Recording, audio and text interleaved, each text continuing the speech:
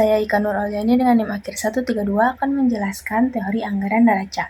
Anggaran merupakan suatu rencana yang disusun secara sistematis yang meliputi seluruh kegiatan perusahaan dalam jangka pendek yang dinyatakan dalam suatu unit kuantitatif.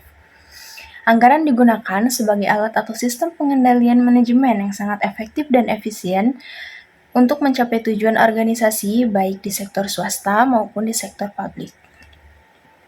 Neraca atau sering kita sebut balance sheet merupakan ringkasan posisi keuangan perusahaan pada tanggal tertentu yang menunjukkan total aktiva dengan total kewajiban ditambah total ekuitas pemilik.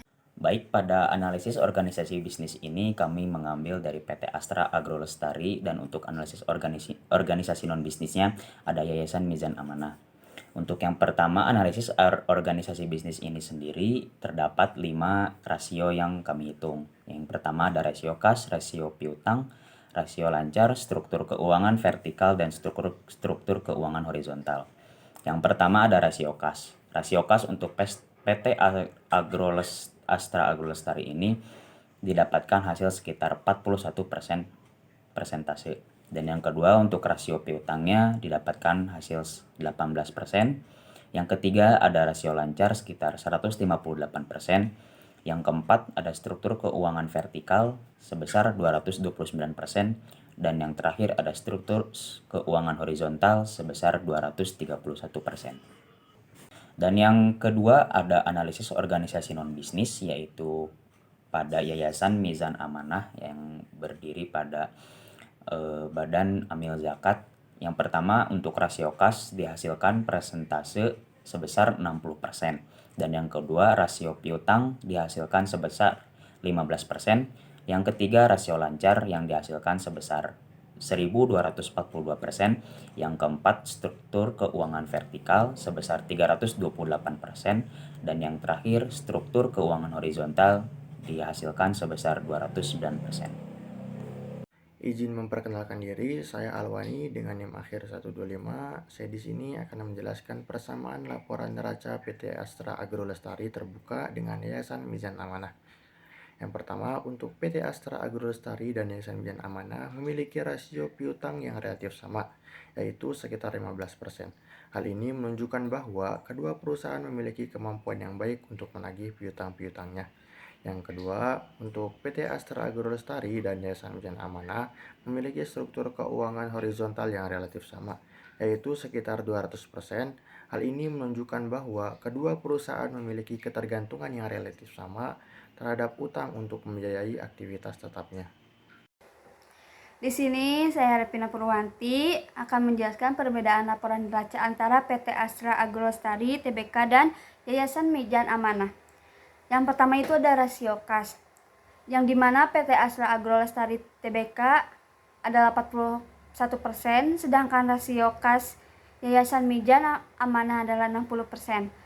Hal ini menunjukkan bahwa Yayasan Mizan Amanah memiliki kas yang lebih banyak dibandingkan PT Astra Agrolestari Tbk. Lalu rasio kas yang tinggi menunjukkan bahwa perusahaan memiliki kemampuan yang baik untuk memenuhi kewajiban jangka pendeknya. Lalu yang kedua ada rasio piutang. Di PT Astra Agrolestari Tbk adalah 18%, sedangkan rasio piutang Yayasan Mizan Amanah adalah 15%. Hal ini menunjukkan bahwa kedua perusahaan memiliki kemampuan yang baik untuk menagih piutang-piutangnya. Lalu juga rasio piutang yang tinggi menunjukkan bahwa perusahaan memiliki kemampuan yang baik untuk menghasilkan kas dari piutang-piutangnya. Lalu yang ketiga ada rasio lancar.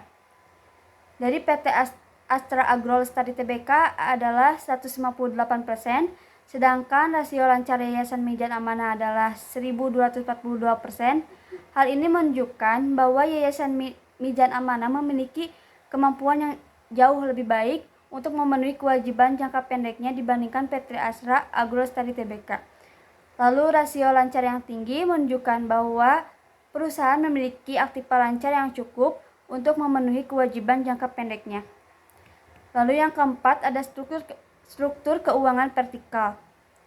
Pada PT Astra Agrolestari Tbk adalah 229%, sedangkan struktur keuangan vertikal Yayasan Mizan Amanah adalah 328%. Hal ini menunjukkan bahwa PT Astra Agrolestari Tbk memiliki tingkat utang yang lebih tinggi dibandingkan Yayasan Mizan Amanah. Tingkat utang yang tinggi menunjukkan bahwa perusahaan memiliki ketergantungan yang tinggi terhadap utang. Selanjutnya, untuk penjelasan perbedaan laporan neraca antara PT Astra Agrolestari Terbuka dan Yayasan Mizan Amanah akan dilanjutkan oleh saya sendiri. Untuk bagian yang kelima ini adalah struktur keuangan horizontal. Untuk struktur keuangan horizontal PT Astra Agrolestari Terbuka adalah sebesar 231%, sedangkan struktur horizontal untuk Yayasan Mizan Amanah adalah sebesar 209%. Hal ini menunjukkan bahwa PT Astra Agrolestari memiliki tingkat utang yang lebih tinggi dibandingkan Yayasan Mizan Amanah untuk membiayai aktivitas tetapnya. Tingkat utang yang tinggi menunjukkan bahwa perusahaan memiliki ketergantungan yang tinggi terhadap utang untuk membiayai aktivitas tetapnya.